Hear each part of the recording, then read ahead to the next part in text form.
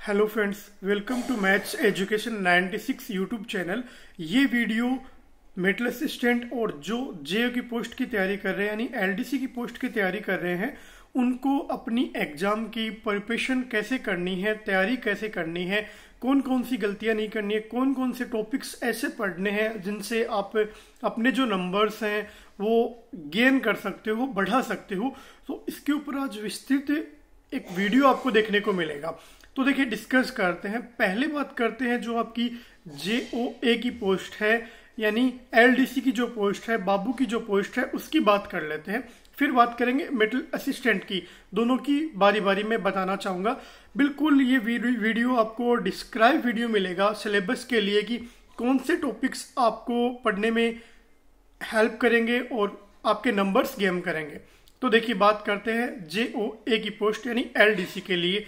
ये सभी को पता है कि आपके जो 50 नंबर की क्या आनी है, इंग्लिश आनी है, 50 नंबर की जनरल साइंस आनी है, 25 नंबर की मैथ्स आनी है और 25 नंबर की रीजनिंग आनी है।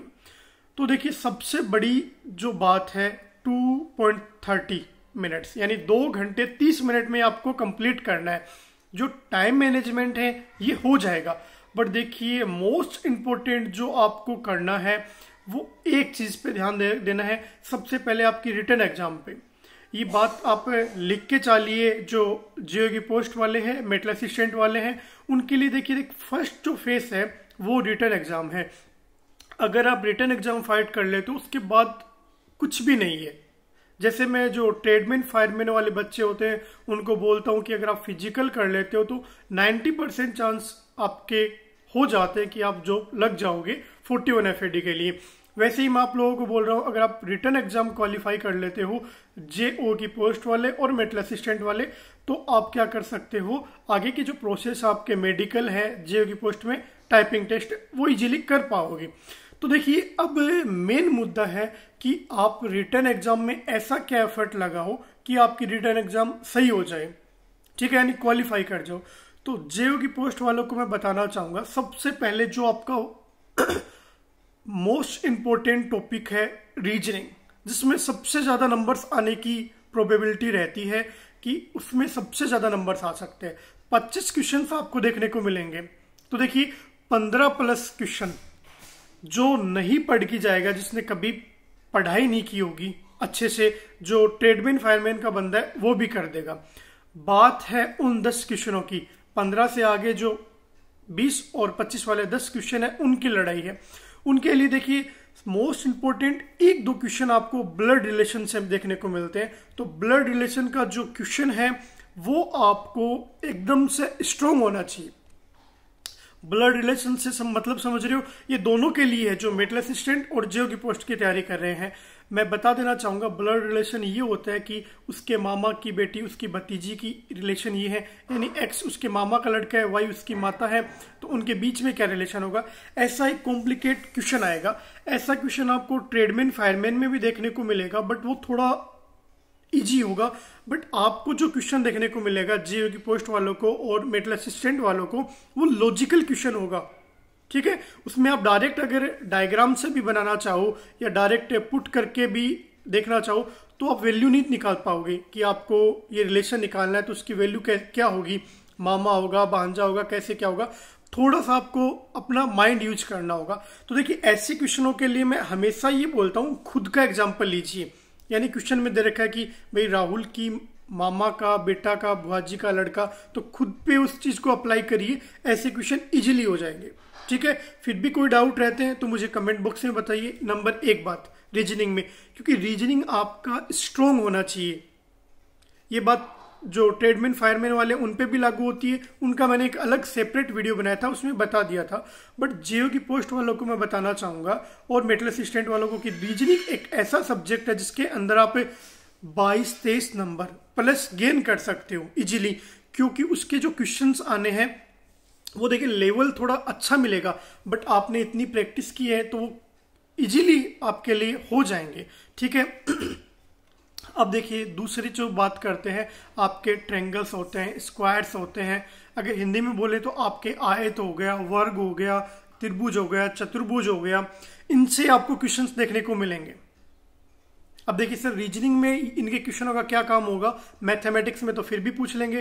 देखिए रीजनिंग में डायरेक्ट इनडायरेक्ट ये ऐसे क्वेश्चंस पूछे जाते हैं, एक आपको चतुर्भुज दे दिया जाएगा, एक उसके अंदर ट्रेंगल दे दिया जाएगा, उसके अंदर स्क्वायर दे दिया जाएगा, वर्त दे दिया जाएगा, उसके अंदर आपको डायरेक्टली इनडायरेक्टली क्या पूछ लिया जाएगा, उसके अंदर पूछा जा सकता है कि त्रिभुजों की संख्या कितनी होगी, इसके अंदर कितने स्क्वायर बन रहे हैं, वर्ग बन रहे हैं। है मैथमेटिक्स का क्वेश्चन, बट ये आजकल रीजनिंग के पार्ट में पूछा जाता है। जो मैं उन क्वेश्चनों की बात कर रहा हूं जो आप गलत करके आओगे। इजी वाले क्वेश्चंस भाई सभी को पता है, x plus y equal to 5 दे रखा है, x minus y equal to 6 दे रखा है, x और y की वैल्यू पूछिए आपको, फर्स्ट इक्वेशन और सेकंड इक्वेशन एक दूसरे में पुट करके निकाल लोगे, कोई दिक्कत नहीं है। बट जो आप इजी क्वेश्चन है या हार्ड क्वेश्चन है जो आप गलत करके आने की प्रोबेबिलिटी ज्यादा रहती है, उन क्वेश्चनों के ऊपर मैं डिस्कस कर रहा हूं यहाँ पे, ठीक है। तो ऐसे क्वेश्चनों को त्रिभुज के देखिए, या तो आपको यूट्यूब पर कोई वीडियो मिल जाएगा कि भाई ट्रेंगल कैसे पता करें, वर्ग कैसे पता करें। दो ही चीजें होती हैं कि त्रिभुज कैसे पता करें और वर्ग कैसे पता करें किसी डायग्राम में, वो 2-3 जो फॉर्मूले जो होते हैं वो आप देख लीजिए, ठीक है। ये बात होगी। अब रीजनिंग में देखिए तो 3rd नंबर पॉइंट होता है। देखिए वीडियो थोड़ा लंबा होने वाला है, जिन बच्चों को छोड़ के जाना वो जा सकता है, बट देखिए पॉइंट टू पॉइंट अगर आप किसी बात को समझोगे तो आपके लिए बेनिफिट रहेगा। हवा में बातें करने से ना आपको मिलने वाला है ना मुझे कुछ मिलने वाला है, ठीक है। तो देखिए रीजनिंग में 3rd नंबर क्योरी ये होती है कि आपको जो सीरीज है उसके क्वेश्चन 3 से 4 क्वेश्चन देखने को मिलेंगे। अब बात करते हैं सीरीज कैसे, जैसे स्टार्टिंग में आ गया 2 का स्क्वायर, फिर 3 का स्क्वायर, 4 का स्क्वायर, 5 का स्क्वायर, बीच में मान लीजिए 6 का स्क्वायर पूछ लिया, 7-8 का स्क्वायर दे रखा है, क्यूब पूछ लिया सीक्वेंस में, इवन ओड नंबर से पूछ लिया। ऐसे 3 से 4 क्वेश्चन आपको देखने को मिलेंगे। उनका देखिए सीक्वेंस अलग चेंज होगा, कोई आपको P/Q के रूप में दे रखा होगा, यानी परिमेय संख्याओं के रूप में दे रखा होगा, तो उन क्वेश्चनों को आपको रिपीट करना है। बात समझ रहे हो? ये रीजनिंग के लिए अगर आप कर लेते हो तो सफिशिएंट है, ठीक है। एक और मैं बताना चाहूंगा रीजनिंग के लिए जो दिशा वाले क्वेश्चंस होते हैं आपके, कि राम पूर्व दिशा में 5 किलोमीटर चलता है, उसके बाद अपना दायां घूम जाता है, बायां घूम जाता है, दक्षिण में घूमता है, लास्ट में मेन पॉइंट से उसकी दूरी कितनी होगी।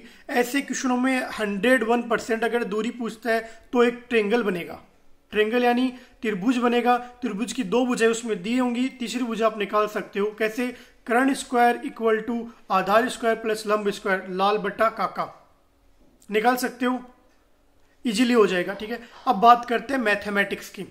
मैथमेटिक्स में जो आपके स्ट्रॉन्ग टॉपिक होनी चाहिए, जैसे परसेंटेज हो गया, चक्रवृद्धि ब्याज हो गया, साधारण ब्याज हो गया। अब देखिए कुछ एक जो स्टूडेंट्स हैं उन्हें प्रॉब्लम रहती है कि सर चक्रवृद्धि ब्याज, साधारण ब्याज इजी टॉपिक है क्या? साधारण ब्याज तो फिर भी कर लेंगे, चक्रवृद्धि ब्याज हार्ड टॉपिक है। बट मैं एक सेपरेट वीडियो बनाकर चक्रवृद्धि और साधारण ब्याज का, जो जेईई की पोस्ट वाले, मेडिकल असिस्टेंट वाले हैं उनके लिए, कि कौन कौन से टाइप के क्वेश्चन आते हैं। देखिए आपको एक फॉर्मूला पता है, मूलधन गुणा दर गुणा समय बटा 100 इक्वल टू साधारण ब्याज। साधारण ब्याज का कोई भी क्वेश्चन आप इस फॉर्मूले से निकाल सकते हो। बट जो आजकल ट्रेंडिंग में क्वेश्चंस आते हैं वो ऐसे आते हैं कि 2 वर्ष का साधारण ब्याज इतने रुपए है, तो 5 वर्ष का चक्रवृद्धि ब्याज इतना रुपए, तो मूलधन होगा। ध्यान से समझिएगा, 2 वर्ष का साधारण ब्याज 500 रुपए है, 3 वर्ष का चक्रवृद्धि ब्याज या सेम समय का यानी 2 ही वर्ष का चक्रवृद्धि ब्याज 500 रुपए है, 700 रुपए, तो मूलधन कैसे होगा? 2 वर्ष में जो आपका साधारण ब्याज है वो दुगुना हो जाता है चक्रवृद्धि ब्याज का। तो ऐसे कॉम्प्लिकेटेड क्वेश्चन आते हैं। इसके लिए मैंने आपको एक मैथमेटिक्स की बुक बताई है, वो अच्छे से पढ़िए, बोलते हैं घोल के पी जाइए। उसमें देखिए जैसे आपका चक्रवृद्धि ब्याज है तो 7 से 8 टाइप के क्वेश्चंस आपको देखने को मिलेंगे, 7 से 8 वो क्वेश्चन कर लीजिए, आपको बाहर क्वेश्चन देखने को नहीं मिलेंगे। अब वो देखिए आपको ट्रेडमैन फायरमैन से हो तो उसके लिए भी अप्लाई होती है। क्यों होती है? क्योंकि स्टार्टिंग के जो ए पार्ट के क्वेश्चन है, बी पार्ट के क्वेश्चन है, उसमें से कर सकते हो आप। जो सी और डी पार्ट है वो जेईई की पोस्ट और मेडिकल असिस्टेंट के लिए होगा, ठीक है।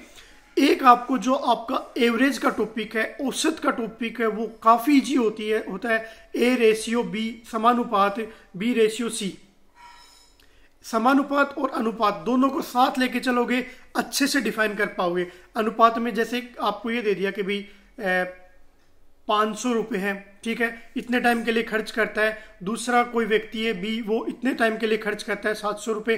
तो क्या करना है, उस टाइम को यानी 2 वर्ष 3 महीने जितना भी टाइम है, या उसको क्या करोगे, राशि से मल्टीप्लाई करोगे, अनुपात का चिन्ह यानी 2 टिमकी का चिन्ह, उसके बाद दूसरे ने कितने रुपए खर्च किए कितने टाइम के लिए, उनको मल्टीप्लाई करके उनको क्रॉस करके औसत निकाल सकते हो।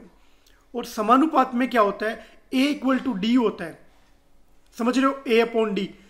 कैसे, A अनुपात B, समानुपात में 4 टिमकी आएंगी, देखिए ऐसे ऐसे, फिर B अनुपात C, C अनुपात D, तो A D के इक्वल होगा और जो B है वो C के इक्वल होगा।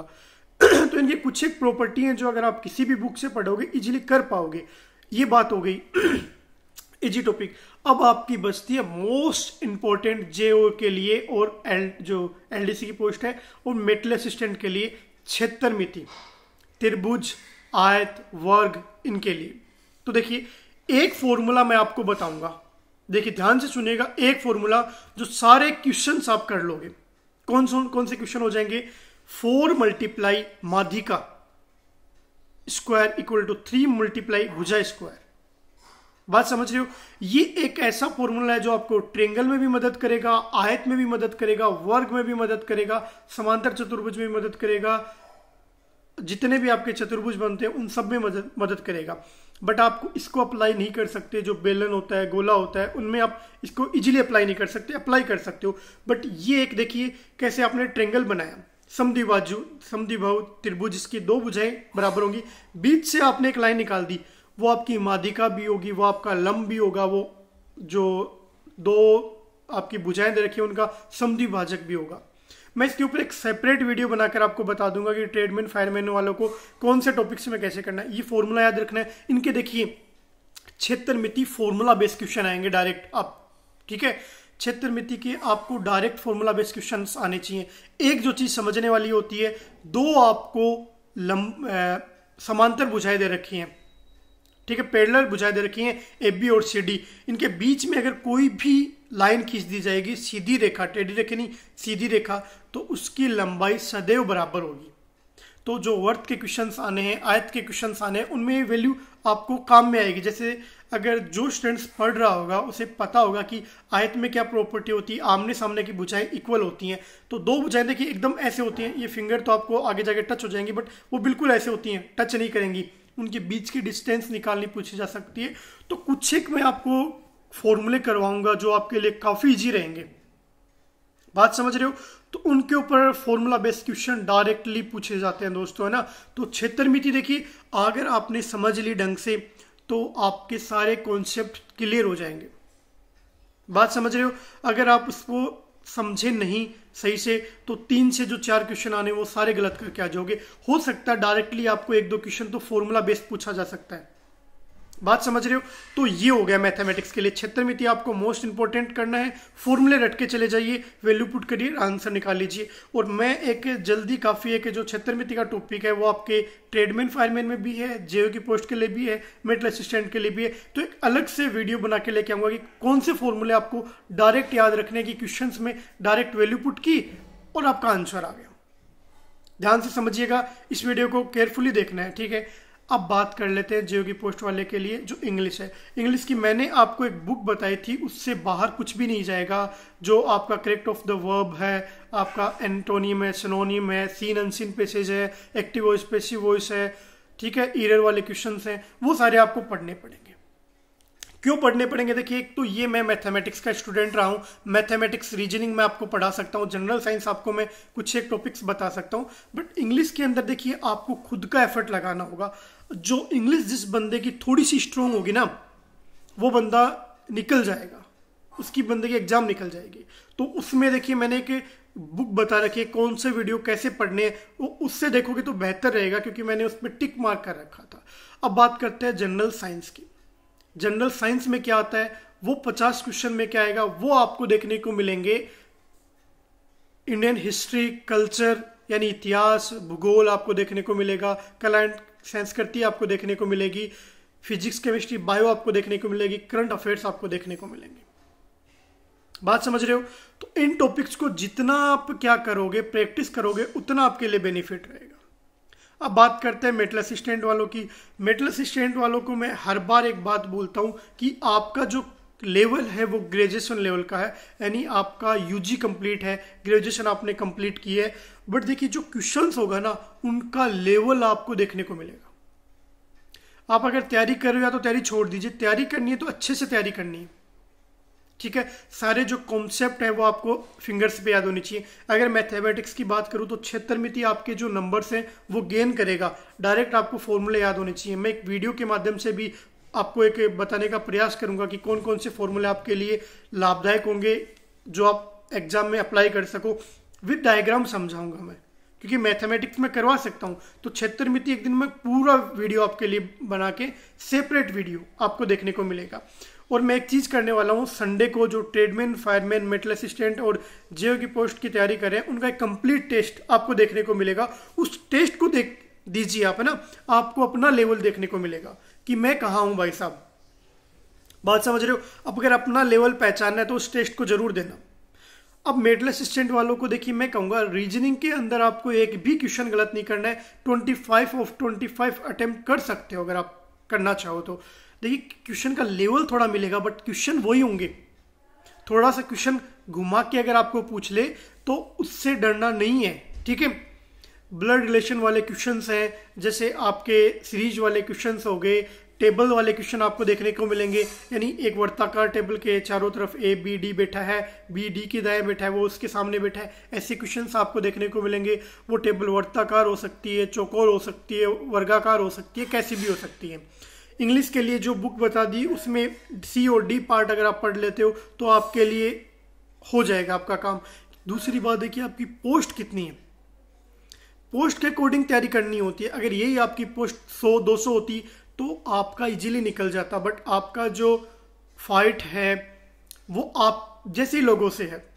तो देखिए कुछ एक लोग होते हैं, कुछ एक स्टूडेंट्स होते हैं जिनकी मैथमेटिक्स स्ट्रांग होती है, किसी की इंग्लिश स्ट्रांग होती है, किसी की जनरल साइंस स्ट्रांग होती है। तो हर एक बंदे के चारों पार्ट अच्छे नहीं मिलेंगे। अगर उसकी मैथ अच्छी है तो आपकी क्या है, जनरल साइंस रीजनिंग अच्छी है, आपकी इंग्लिश अच्छी है। तो किसी से कंपेयर मत करना। काफ़ी बच्चों के कमेंट आते हैं कि सर लोग तो इंग्लिश में ये पढ़ रहे हैं, मेरे से तो ये नहीं होता। भाई अगर तेरे से नहीं होता तो मैथमेटिक्स में पूरे में से पूरे लिया, इंग्लिश में पूरे में से पूरे नहीं ला सकता तो जनरल साइंस में ट्राई कर लें। बात समझ रहे हो? अगर कोई चीज़ आपकी अच्छी नहीं है तो या तो उसको बेहतर करो, अगर वो बेहतर नहीं होती है तो उसका एक ही रास्ता छोड़ के दूसरे को बेहतर करो, दूसरे सब्जेक्ट को बेहतर करो। यानी इंग्लिश में आपके कम मार्क्स आते हैं तो आप क्या करो, जनरल साइंस में अच्छे मार्क्स लाने की तैयारी करो। लास्ट 1 साल का आपको क्या करना है, करंट अफेयर्स पढ़ना है। और करंट अफेयर्स की पीडीएफ जब आपके कोलेटर आने स्टार्ट हो जाएंगे तब मैं डाल दूंगा कि सिलेक्टेड पीडीएफ की कौन सी कैसे पढ़नी है। तो इस वीडियो को अधिक से अधिक प्यार दे। फिर भी देखिए, अब मैंने देखिए 17 मिनट 18 मिनट मैंने बोला ना, मेरे पास कोई पेज है जो माइंड में था मैं लिख के कि भाई ये बात बतानी है आपको, तो वो मैं आपको बता रहा हूँ। फिर भी कुछ एक चीज़ें छूट जाती हैं दोस्तों, है ना। तो कुछ एक भी छूट जाए, टेलीग्राम पे मैंने अब तो चैट वाला भी सेशन ओपन कर रखा है, वो ज्वाइन करिए। कोई भी बात हो समझिए, कोई डाउट है तो अपने जो सहपाठी है उनसे डिस्कस करिए, डायरेक्ट मेरे को बताइए, कमेंट बॉक्स में आप कमेंट कर सकते हो। दूसरी जो मोस्ट इंपॉर्टेंट बात है जो आपको पता होनी चाहिए, संडे को टेस्ट कोई मिस नहीं करेगा। और दैनिक भास्कर की जो ऐप है इस वीडियो के डिस्क्रिप्शन में वो डाउनलोड करिए और टेलीग्राम से जुड़िए। इस वीडियो को देखने के लिए धन्यवाद।